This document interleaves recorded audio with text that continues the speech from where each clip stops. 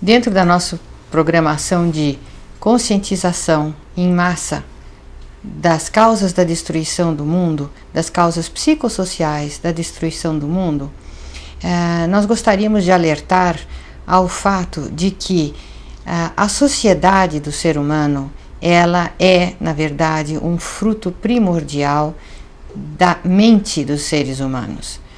O interior do ser humano, ele vai determinar se a sociedade é uma sociedade equilibrada ou não, porque é da mente dos homens que saem as leis, enfim, toda a filosofia de vida, os valores. Evidentemente que a própria sociedade exerce um mecanismo de retroalimentação influenciando os indivíduos. O indivíduo influencia a sociedade e é influenciado por ela.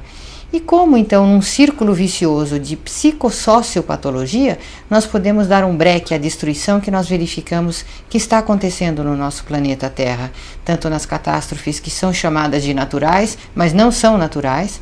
Elas são consequência da maneira desequilibrada que o ser humano organizou a sua vida, como as catástrofes na própria civilização, o crescimento da violência, dos vícios, dos desentendimentos, da infelicidade, das doenças.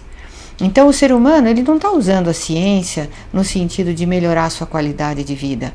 O ser humano mais do que nunca usa a ciência para criar armas de destruição em massa ou individuais, para criar remédios que mais fazem mal do que bem, para exercer leis ou exercitar leis que na verdade são altamente injustas com os seres humanos, está organizando um estilo de vida que está eliminando condições de sustentabilidade da humanidade e mesmo de muita fome que cada dia e pobreza cresce e graça na nossa humanidade. Então, que espécie de civilização que a mente dos seres humanos formulou? Isso tudo é reflexo da nossa loucura interior, da nossa psicopatologia. Então, Norberto Kepp estuda justamente esse fenômeno na Sociedade de Psicanálise Integral ou Sociedade Internacional de Trilogia Analítica. Uma série grande de livros que nós publicamos tem a finalidade justamente de conscientizar essas causas psicossociais da destruição do mundo, da péssima qualidade de vida que o ser humano está tendo e quais são as suas possíveis soluções. E dentre elas, nós estamos vendo, né, Dr. Kepp, que está o enorme poder que a economia e as finanças adquiriram na nossa vida, essa inversão de valores. Eu gostaria então de que o senhor pudesse explicar melhor por que o ser humano é tão invertido, por que ele vive escravo do dinheiro e não usa o dinheiro para o seu benefício, porque a economia, o lucro, como diz, né, cada país precisa ter um crescimento X a cada ano para economia, problema econômico. Os Estados Unidos estão causando um dano tremendo para o mundo e os outros países industrializados para o efeito estufa, que é consequência, que gera consequências diretas catastróficas. Então, Dr. Kepp, muita gente se pergunta, bom, mas o ser humano luta pelo dinheiro, existe essa questão do poder econômico, mas até quanto vai haver uma humanidade para sobreviver, inclusive, e aonde vai depois, o que nós vamos fazer com todo esse dinheiro quando não houver mais ar, água e condições mínimas de sobrevivência? Então, você falou, né, dessa questão até de catástrofe, né? Como lá o tsunami, né? O senhor sabe que no ano de 2003 houve um aumento de 300% nas chamadas catástrofes naturais, entre aspas. 300%, com um aumento porque são as grandes seguradoras que estão começando a ficar impressionadas, então, né? Mas precisa dizer, Cláudia, isso que eu queria agora mostrar, que não é como o pessoal está achando que o eixo da Terra está endireitando, então isso trouxe o tsunami na Indonésia, ou então que o ser humano pode ser como ele quiser e que o mundo vai continuar assim bem como sempre foi, produzindo alimentos e produzindo oxigênio necessário, com água abundante. Agora tem água abundante demais, né?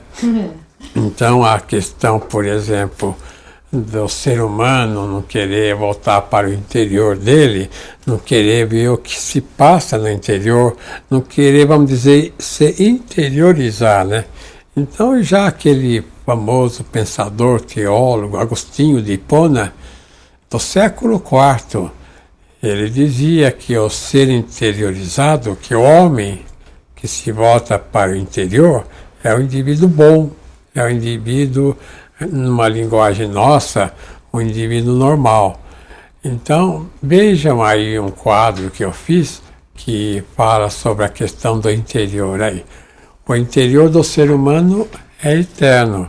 Então, eu quero dizer o que com essa questão? É que se o indivíduo se conhece, se ele vê para ele próprio, para as ideias dele, se ele vê para ele, principalmente os defeitos dele, a questão da avareza, a questão da inveja, a questão da soberba, os problemas que todo ser humano tem, ele consegue se controlar. Que o grande inimigo do homem não é só como o Hume falava, que o ser humano é lobo para outro ser humano.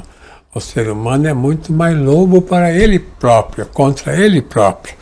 De maneira que o que acontece atualmente, a gente pode falar uma maior catástrofe, é que o poder paranoico é caracterizado pelo dinheiro, né? Que o poder paranoico tomou conta do mundo. E os senhores sabem que o indivíduo paranoico, ele é muito avarento. Então, ele não quer mexer como, por exemplo, há um problema qualquer no próximo. Ou então, no mundo, ele não abre a carteira de dinheiro para ajudar a socorrer. Ou então, o indivíduo paranoico, ele quer tudo para ele. Não só dinheiro, mas ele quer o mundo. Ele quer engolir tudo, mas para ele. Ele não quer se pôr ele a serviço do mundo. E o que causa o grande problema para a humanidade é esse. O ser humano, ele é como fala uma aldeia global, né? Atualmente, no mesmo instante que há um problema em qualquer país, o mundo todo fica sabendo, como se fosse o mundo todo uma pequena aldeia. Então, o ser humano, se ele não se volta para ser bom, para ajudar, praticamente não se volta para realizar o bem para a humanidade, para o mundo, portanto, ele então não só está destruindo o mundo, como está destruindo a ele próprio.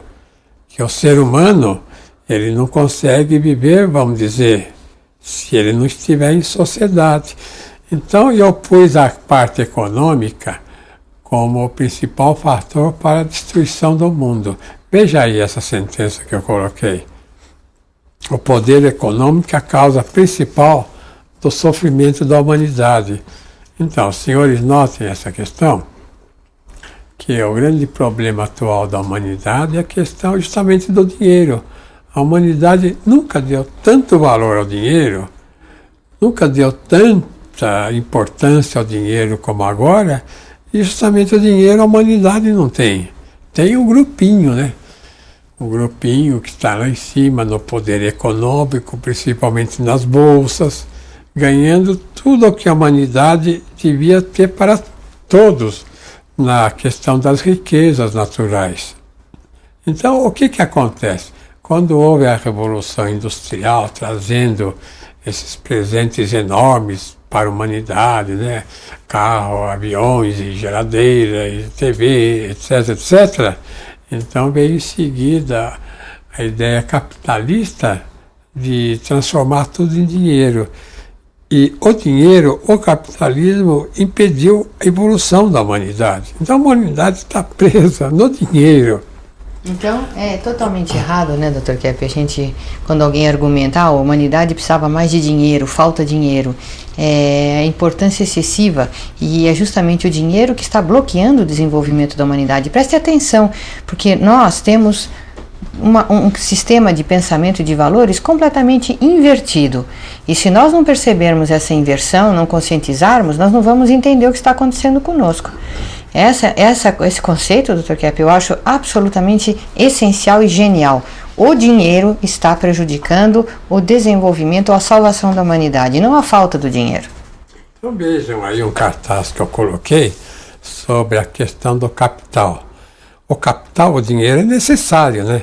Mas não o capitalismo, seja o capitalismo smithiano, né, Adam Smith, ou seja o keynesiano de Keynes, John Keynes, que quer sempre, ele fala, a ideia dele é entesourar o dinheiro, é não usar o dinheiro é para ser usado. Se o dinheiro não é usado, ele não é riqueza para ninguém.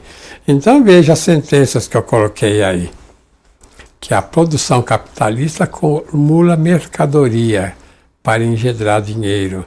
Quer dizer, então o que eles querem é acumular agora. Qualquer país do mundo moderno quer ter o PIB assim alto. E pode ter o PIB mais alto do mundo. Se a pessoa não usa o dinheiro para fazer o bem, cultura, principalmente questões de artes, a civilização. Ecologia, né? Uma preservação ecológica. Ele é um indivíduo pobre. Então a riqueza está no uso dos bens e não em guardar os bens. É como um indivíduo inteligente que não usa a inteligência dele. O indivíduo que tem afeto não usa o afeto dele. Compreende? Então a questão da virtude é o uso das coisas boas que o indivíduo tem. Então veja aí o que aconteceu no cartaz, né, no Marx, né, Karl Marx. Ele acha que se desinvertesse a situação, tirasse o dinheiro dos capitalistas, que o operário seria dono de toda a riqueza. Compreende? Então ele confundiu operário, quer dizer, a pessoa que trabalha, a pessoa inferior, a questão da virtude. E a pessoa superior, quer dizer, que estava no comando, a questão do vício, a questão da miséria que esses indivíduos trariam para o mundo. Quer dizer, ele fez essa confusão. E veja, em terceiro lugar, ele cometeu, portanto, um grande erro, porque quem está na ocupação manual não consegue administrar. Essa é a ideia de Taylor, que é um indivíduo do trabalho, da racionalização do trabalho nos Estados Unidos, que ele notou que quando tira o indivíduo do trabalho e põe numa posição de mando, ele perde a capacidade para o trabalho, e vice-versa, né? E depois, em quarto lugar, veja lá, ele desconheceu a patologia humana. Quer dizer, o capitalismo desconhece praticamente a vida psíquica, de maneira que o indivíduo, para ele conseguir ter uma vida assim equilibrada, ele não pode ser um indivíduo que só dá assim ênfase à vida econômica social. Voltamos dentro de instantes, então, para o nosso programa.